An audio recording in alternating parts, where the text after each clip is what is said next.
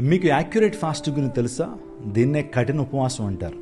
దేవునిలో చాలామంది ఉపవాసం ఉంటారు. అది నిజమైన ఉపవాసం కాదు. ఉపవాసం అంటే అర్థం చెప్తాను చూడండి. ఉపా ప్లస్ వాసం. ఉప అంటే దగ్గరగా, వాసం అంటే నివసించుట. అంటే దేవునికి దగ్గరగా రావడం ఉపవాసం ఉన్నారు.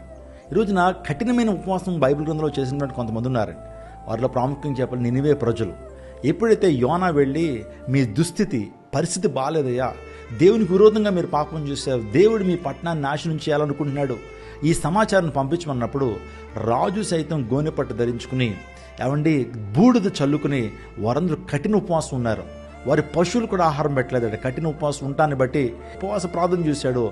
వారి మీదకి రావాల్సిన ఉగ్రతను ఆయన విరమించుకున్నాడు. ఉపవాస ప్రార్థన, కన్నీటి ప్రార్థన ఏం చేస్తుంది తెలుసండి?